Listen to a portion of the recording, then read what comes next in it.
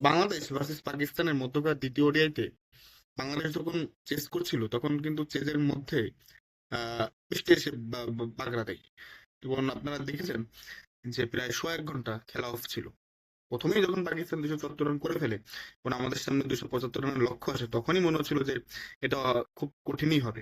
এবং আল্লাহর রহমতে আমাদের টপ অর্ডাররা বরাবরের মতোই খেলা শুরু হওয়ার 5-6 ওভারের মধ্যে এই প্যাভিলিয়নে ফিরে যায়। প্রথম তিনজন যে টপ অর্ডার, এটা টপ অর্ডার না আপনার বলার না কি জানি না, তো বলে টপ অর্ডার বাংলাদেশে আউট হয়ে যায়। এরা খুব তাড়াতাড়ি আউট হয়ে যায়, আপনারা হয়তো বা জানেন এটা, বাংলাদেশের খেলা যারা দেখেন। সো এবার হতাশ করেনি এবং 20 আসার আগ পর্যন্ত 6.3 ওভারে বাংলাদেশের সংগ্রহ দাঁড়ায় 27 রান এবং আপনার 3 উইকেট আমাদের হারিয়ে যায়। তখনই আমাদের টার্গেট মাউন্ট এভারেস্টের মতো হয়ে গিয়েছিল, এরকম কঠিন।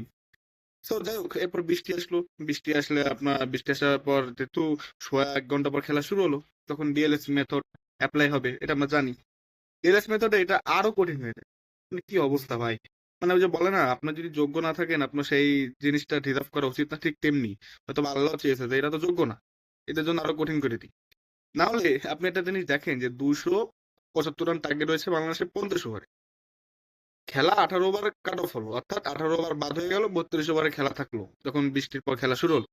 বাট টার্গেট কমলো মাত্র 32 রান, অর্থাৎ বাংলাদেশের তখন আপনার দরকার 243 রান জেতার জন্য।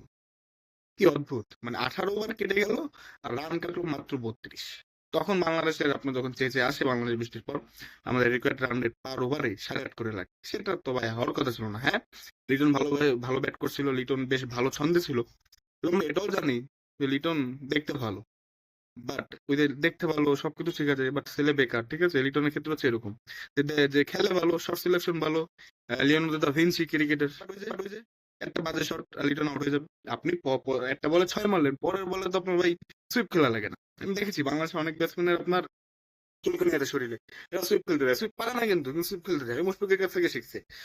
মুশফিক আপনার বলতো আমার ফেভারিট শট হচ্ছে সুইপ। এই সুইপে কিন্তু মুশফিক অনেকবার আউট হয়েছে, হ্যাঁ সফল হয়েছে, বাট আউটও তো হয়েছে ভাই। তো দরকার ছিল না তো, আপনি তো তার আগের বলে 6 মেরেছে। ওই যে ওরা তো নিজের জন্য খেলে, মানে কথাটা বলতে কষ্ট হয় কিন্তু আপনার আমাদের সেই টেম্পারমেন্ট নাই, আমাদের সেই কোহেশন নাই যে কখন কিভাবে খেলবো। ঠিক আছে, খেলতেছি আল্লাহর নামে ভগবানের নামে খেলতেছি। এই তো আমার কাছে অবাকই লাগলো সে ডিএলএস মেথডে বাংলাদেশের জন্য এই রানটা পাহাড় সম করে দিল। 18 ওভার কাটলো, রান কাটলো আপনার 32। এখন এর কারণটা কি? কারণ হচ্ছে বাংলাদেশের টপ অর্ডার বলাররা প্রথমে নামে, জানি না, আমাদের মনে হয় বলাররা নামে প্রথমে। সো যাই হোক, আমাদের এই তানজিদ তামিম, সাইফ হাসান এরকম যেসব বলার রয়েছে, এরা তাড়াতাড়ি আউট হয়ে গেছে, এর ফলে 3 উইকেট পড়ে গেছে। তো এর জন্য আমাদের ডিএলএস মেথডের রানটা খুব কঠিন হয়ে যায়।